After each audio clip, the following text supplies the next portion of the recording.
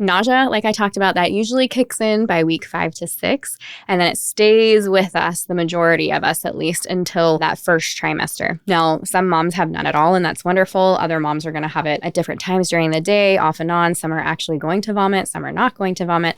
A lot of people are going to be done with the first trimester, and then they'll move on to feeling better, and then other moms are going to have it the entire time. There is a wide range of what can be normal, and so don't freak out if you don't have nausea. It doesn't mean that you're not pregnant or the baby's not really there or anything like that. And don't freak out if you do have nausea. It doesn't mean it's going to get worse or stay forever, and all of the in between. Okay. So just know that having nausea or not having nausea is a totally normal part of those first 6 weeks. All right. Today we're going to be tackling all of those, maybe not all of them, but a good amount of those questions or things that we're curious about during the very first 6 weeks of pregnancy. Now, a lot of times this is those very early signs that we're like wondering, is this it? Am I pregnant? Why do I feel this way? We're going to dive into some of that today. Now, I don't know about you, but I remember with my first pregnancy, and honestly, my second and third, and every single time we were trying, but I was Googling things and trying to figure out, am I pregnant? Could this mean I'm pregnant? Like we had sex 3 days ago. What are the signs that, things could be happening, and maybe there's implantation and all of this. And it was like it was my full-time job. That was my curiosity. And even after I had gotten pregnant before and we were on baby 2 and 3, I was like, okay, is this it? Is this it? And I always had this thing, and this might sound totally silly, but I'm sure everybody's got their kind of thing where they're like, I knew I was pregnant when, right? And one of mine before the pregnancy test would actually show positive. And this might sound extremely silly, and it's fine.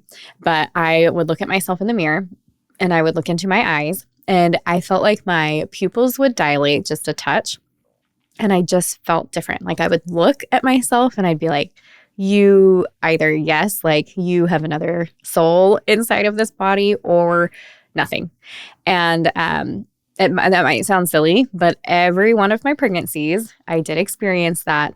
And then I would take the test and it would be positive. Or sometimes, I think like with my first, I remember looking at myself and stuff, but I tested positive, and then I really felt like I noticed it. With my third, for sure, it was before I took the pregnancy test, and I was like, oh my gosh, you are pregnant.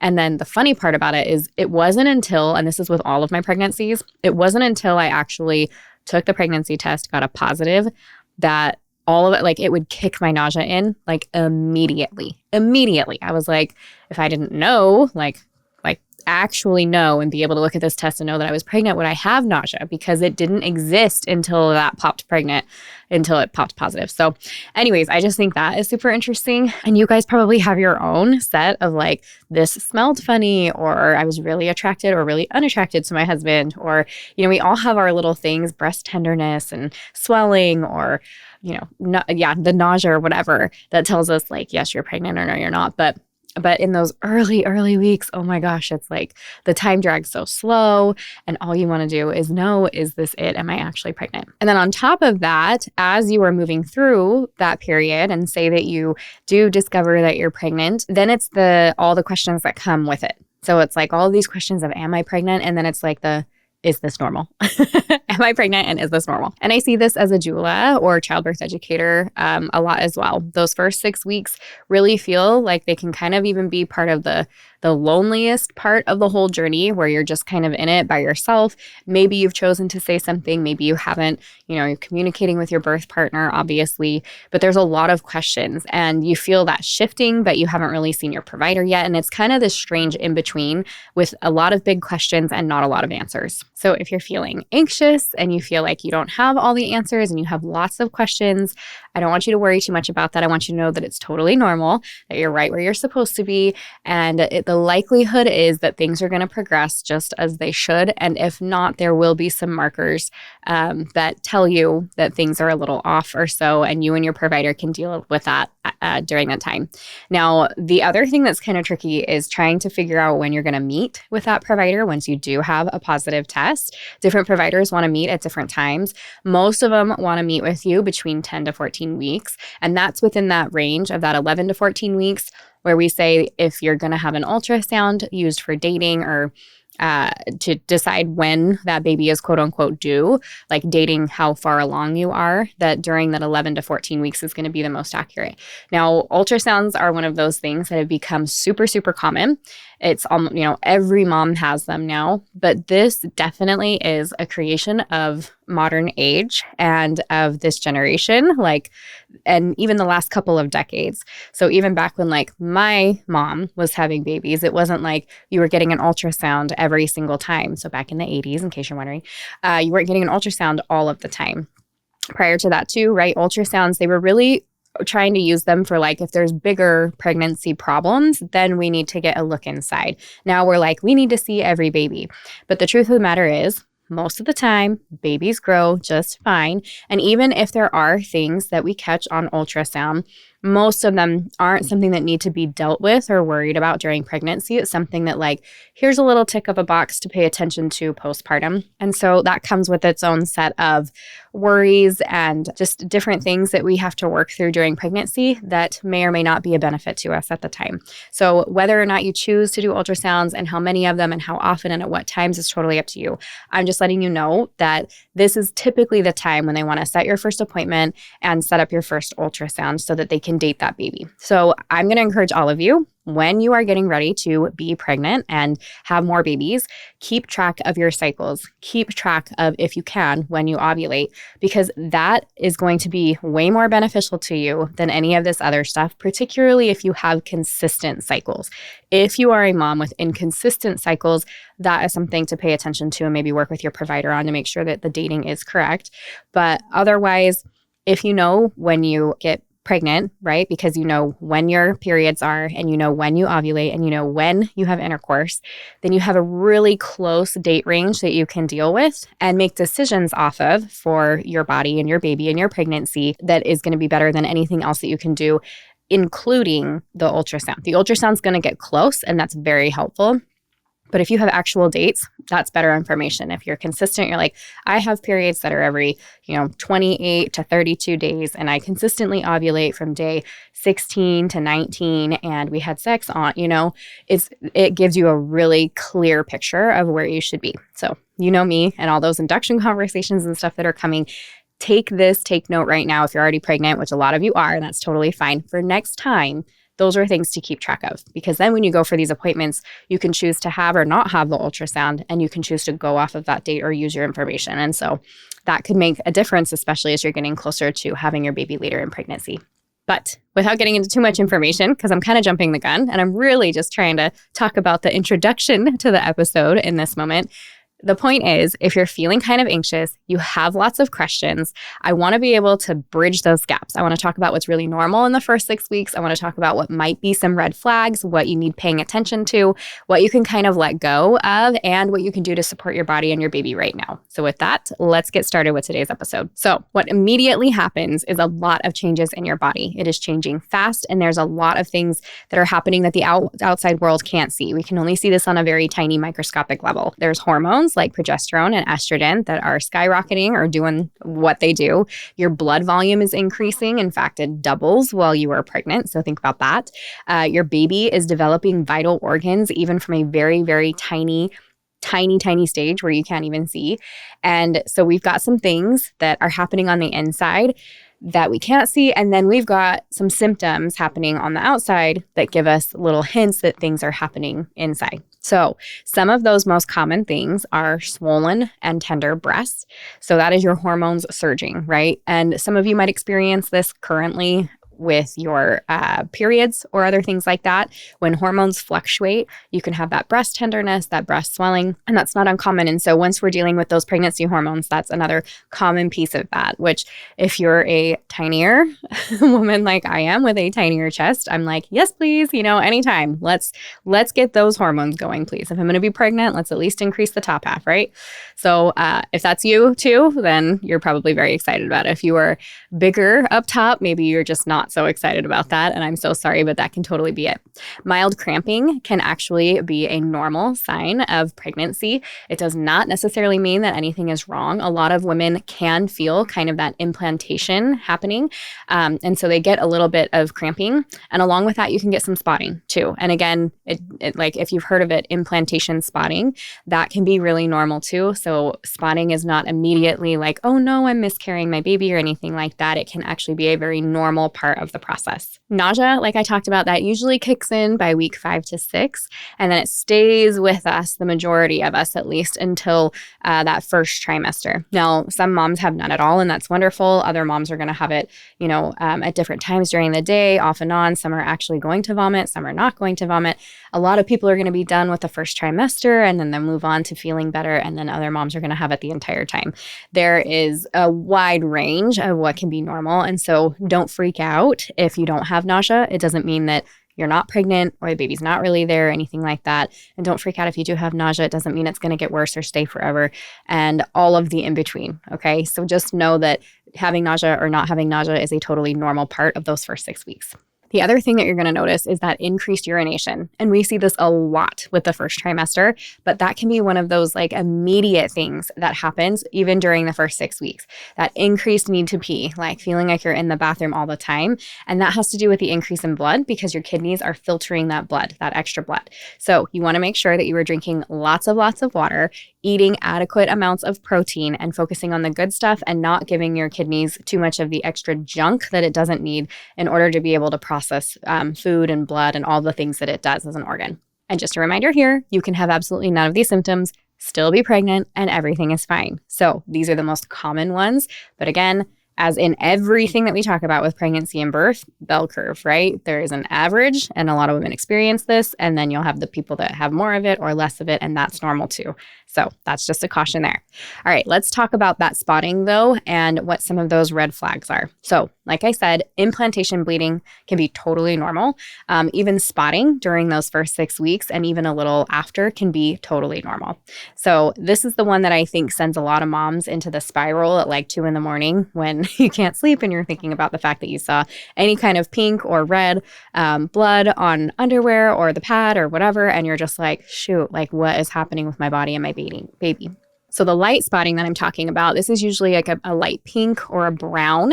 And it usually happens around kind of like ovulation time when you would typically ovulate, because that's when implantation would be happening. And it's very light. So if you're noticing that in just a couple of spots, that's very, very normal. What's not normal is that bright red or heavy red, that deeper red blood that is soaking a pad, or if you have any kind of clotting or severe cramping that goes along with that, that's when it's time to call the provider and head in. So if you're having like spotting, that's one thing. But if we're having the heavier bleeding, cramping, blood clots, then that is more serious. And that's when you would want to see your provider. All right, how about energy? This is another huge one. This was like, along with the nausea came the extreme exhaustion. So if that sounds like you, if you are going through that right now, just remember, it is totally normal. You are growing an entire system. You're growing a baby. You're growing an organ, especially that first trimester nausea. Like you are literally within those first 6 weeks, you are building a placenta. You are growing an entire organ inside of your body that's going to feed and fuel your baby. So keep that in mind. Your body's going to need a lot of energy in order to do that work. So this can look like needing naps in the middle of the day. I remember when I was working, because with my first pregnancy, I worked all throughout that pregnancy until it was birth time. And I would take my 10-minute breaks in this back office where they had some extra office chairs just like sitting. And I would put the 2 office chairs together. Mind you, I'm tiny, but I would put the 2 office chairs together like right up to each other. And I would just lay down and I would fall asleep instantly for 10 minutes. I was like waiting for that break. I was so tired, could not keep my eyes open. End of the night, I mean, just exhausted. It can also feel like all of a sudden when you're moving or say that you walk up the stairs, it's like, oh my gosh, like I'm so tired and I'm out of breath. Like I just like my body is done. So that can be really normal. You can also go through where you have bursts of energy and then kind of a sudden crash, and that can be normal too. Things that can help that really have to do with your diet and sleeping as much as you can. So if you are able to focus on that protein, like I'm always talking about, that's going to stabilize your blood sugar. That's going to help give you the energy that you need. You're going to be burning the right amount of fuel. That is all the stuff that you need for those building blocks of life, yours and your baby. So make sure you're getting that. Hydration is also going to go along with that. If you are dehydrated, it makes you tired. It actually makes you crave things you shouldn't be eating, like sugar and stuff, which is, it fuels the cycle of we're not doing so hot right now. So focus on that protein and that water. The other thing you can do is some gentle movement. So think of like when you get up in the morning, maybe do some yoga stretches and some light breathing, kind of get yourself going, that circulation happening, take a walk around the block or something. All of that can help with a little bit of that energy. And that kind of brings us to the next question that we always hear about in the beginning, not always, but a lot of moms have this question, and that is, can I continue to exercise? So this is definitely like an our generation thing, right? My mom's generation was not like pump and iron at the gym, especially pregnant. They were like, take it easy, sit on the couch, and that's not us. We are very active. And so if that's you and you're wondering, is it safe to do exercise? The answer is yes, especially if it's something that you have done prior to pregnancy. You really don't have to worry about changing much of anything, just listening to your body as you go through the process. So one of the things that I mentioned is maybe your heart rate and exhaustion, even your breath can be a little bit different, especially as you've got all that extra blood volume and everything, all the changes that are happening. And so just make sure that you're listening to your body. Don't overdo it. Don't feel like you have to catch your breath for a long time after you're doing some kind of workout, and focus on the basics. Walking is one of the best things that anyone can do, whether you're pregnant or not. And you can do that at any time. You do not have to exercise before you're pregnant to be able to be walking. You can walk at any time. Walk for, decent amount of time during the day. And I always say, like, if you can get a 10 to 15 minute walk in the morning, 10 to 15 minutes at night, or you want to do a 30-minute walk, or you want to add more amount of time, those would be my bare minimums, then absolutely go do that. And as your belly grows, like I've said, you see these ladies with their weighted vests, and I totally wear one when I walk now. You don't have to do that. You have your own little weight that you get to grow and take with you, and is helping you to be strong while you are walking. So definitely do that. The best things that we can do, that like high protein and moving our bodies starting early in pregnancy, as early as possible, that keeps us healthy and low risk. That reduces your risks of gestational diabetes and preeclampsia, which are not only dangerous to mom and baby, but they also take away the choices that could be yours for your pregnancy and birth. So think about that as you're getting started and growing your baby. A few things to keep in mind, especially if you're wanting to bring exercise into your pregnancy, stick with what you've already been doing. So that's number one. If you are somebody you've been doing CrossFit, or you cycle, or you're riding horses, or you're swimming, whatever your exercise looks like, you can totally bring that into pregnancy. As your belly grows and your balance differs, then you just want to be able to adjust for those things as needed. But if you've been doing it before, you can safely take it in. Even running, it might just need some modifications, and you want to be careful with your pelvic floor. And there's some things that we can do for making sure that your body and ligaments and all the movements that are happening is safe for your baby. There's some things we can do as you get going. But anything that you were doing prior, you can totally do during. Now, if you were like, I had every intention of exercising before pregnancy, or, I wish I was more active, but that's just not the way it is. However, I'm pregnant now, and I do want to be doing some of those more active things. You still can.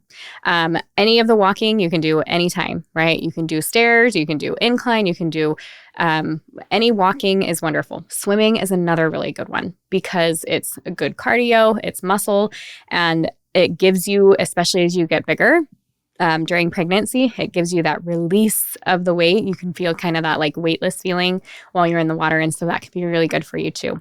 You can still lift weights, do yoga, all these other kinds of things. You just start small. Yes, you can still build muscle during pregnancy. In fact, you will be as you grow your baby and you're walking around and doing whatever.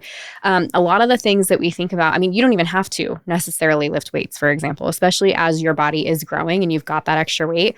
It's like, put the weights down, do the squats, do the lunges, especially all the leg movements and stuff.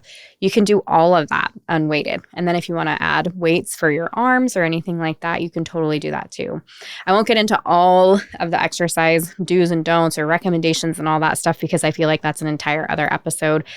Things dealing with diastasis recti and can I be on my back and crunches and like that kind of stuff.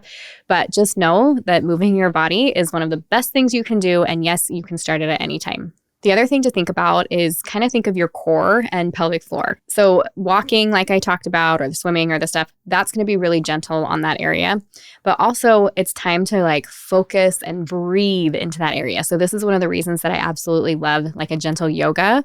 You can even look up prenatal yoga exercises on YouTube or something like that. But it focuses on the breath. It focuses on the diaphragm. If you can get your breath to not be in your chest and move it into your belly, that's what we do during labor. That is what you want to be able to focus on. If you can, when you're breathing in, realize that your pelvic floor pushes out. And then when you breathe out, your pelvic floor comes up and you're trying to connect your breath and your pelvic floor. Not only is that just good practice in general, but those are the muscles that you're going to use during labor. So think core and pelvic floor. The other thing I'm going to tell you to do that is safe for almost every mama, as I'm like sitting here, I'm like, wait, can I say that?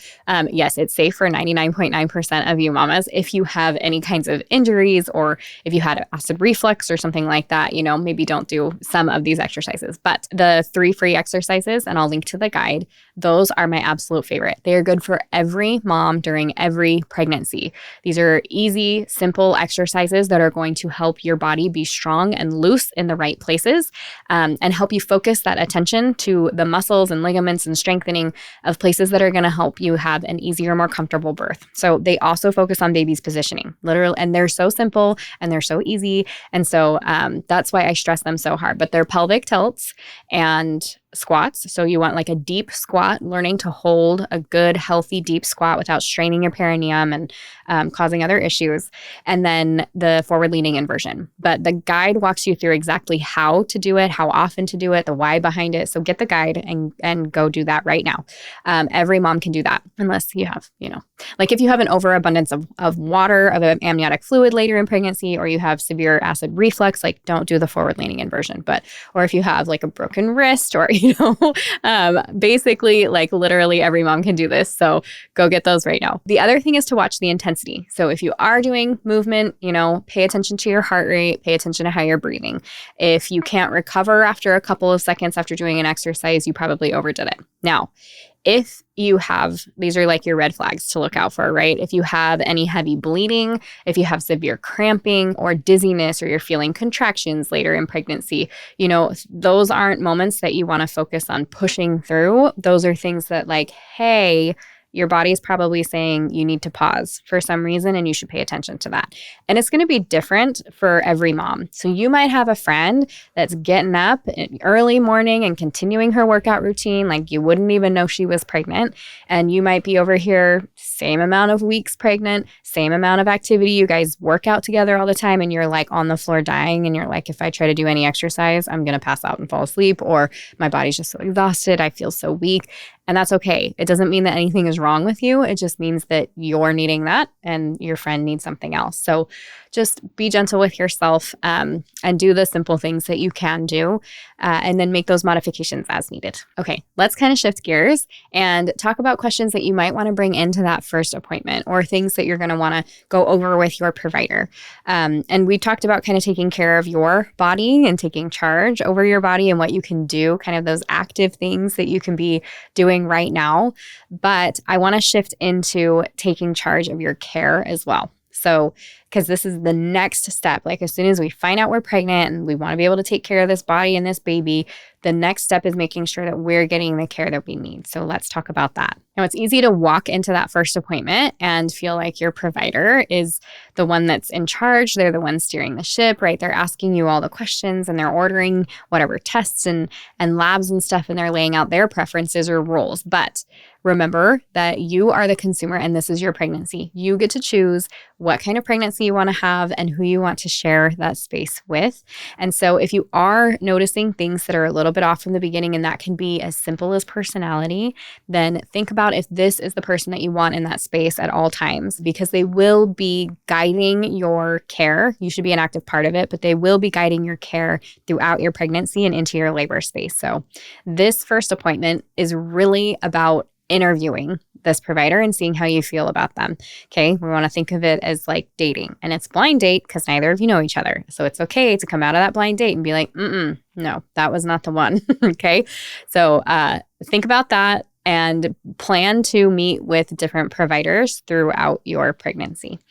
I promise when you meet the right one, you will know. And you will be so glad that you took the time to do that. And in fact, one of the first conversations that you can have with your provider is about your due date, because one of the first questions they're going to ask you is, when was your last missed period, right? That's the date that they're going to go off of. But the funny thing is, even though we have all of these different instruments that tell us when this baby should be born or when these dates exist, different providers are going to do different things with that information. And so if you ask them like, hey, how do you calculate the due date? Is it based off of my last missed period? Is it based off of the upcoming ultrasound? How do you calculate that? Do you take into consideration things like how long my cycle is, when I ovulated? If I've been paying attention to like when we had sex and stuff, do you take any of that into account? Do you ever move due dates later in pregnancy? If we've already dealt with this and created a due date off of these things, do you ever move it later in pregnancy based off of fundal height or late-term ultrasounds? Those are the kinds of questions that you can ask your provider right away. And it's not just about how they answer them or like the answer to them. It's more about how they answer them. Sorry. So it's not just about the answer. It's about how they answer it. So if their answer is, yes, we do this, or no, we don't, but how they say it, right?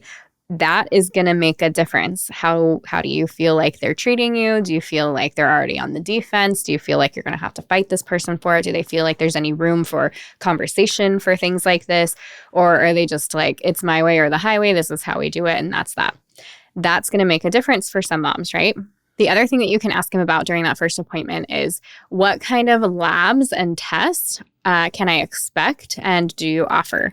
So that can include anything from, urinary tests to genetic screening to gestational diabetes. Let me know all of the labs that are going to be coming up and what you do with that information.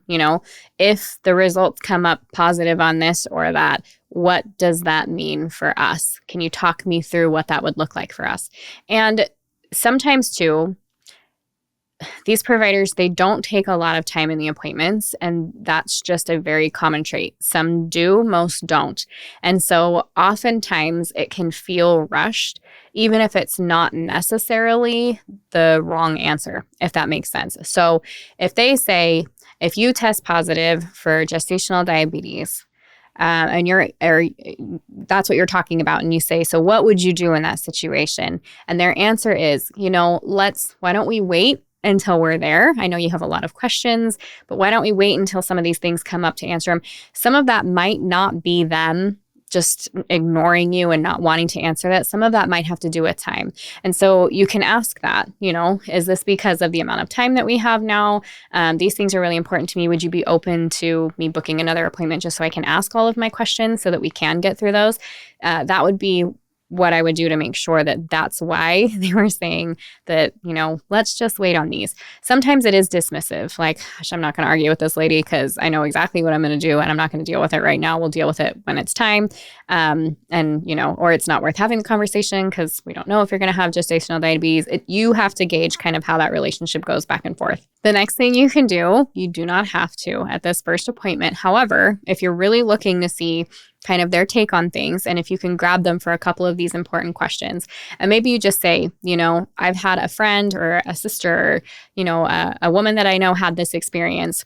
And so this has been on my mind. I'm just curious, How do you handle inductions? Is this something that you find a lot of women need? How about first-time moms, second-time moms? And at what point do you start talking induction or scheduling inductions? And what happens if I'm not interested in that? Or how do we make sure that I and my baby are safe if I decide not to move forward with an induction? That will give you kind of an idea of, is this going to be a red flag? Is this something I want to deal with?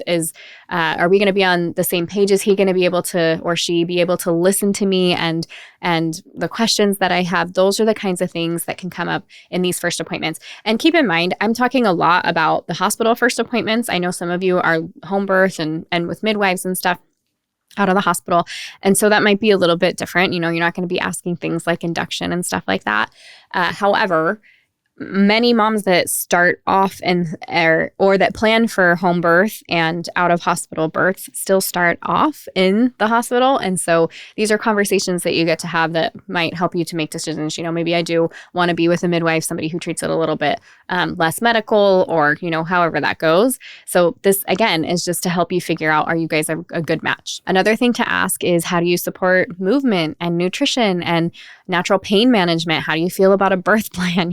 If we really want to get into all these good questions, what's your C-section rate compared to the national average? And what's your C-section rate for a woman like me? I'm healthy, I'm low risk, I'm a first-time mom. Tell me what your C-section rate is for these things. And if they're getting really defensive, that's a sign. You guys are in this together. I think providers should really be on your team. They are part of your support system. Neither you nor them is, better or higher than the other. You're hiring them because they have a special set of skills that if you need, that they're going to be able to help you with some things. But you guys should be working through your care together. And so these early conversations help the provider to know where you stand, and it helps you to know where they stand, so that you guys can have a good working relationship, and so that they understand this woman is going to advocate for herself, and she's going to have questions, and we're going to work together. Any good provider, any really good, solid provider is going to be so happy that you've already done some research, you understand the process, you know what you want. And it's great. If everything looks good, and if my job as the provider is to keep you and your baby safe, if you guys look safe, have at it, I'm here to support you. That's what it should look and feel like. Now, if you are looking for a ready-to-go list of those questions that you want to bring with you for your providers, we have a couple. We have one for if you're meeting with an OB in the hospital, and we have one for if you're meeting with a midwife, hospital, or home birth. All of those are going to be within the show notes, and I'll actually shoot them out on email this week. So if you guys are already on the list, then you can just grab them there.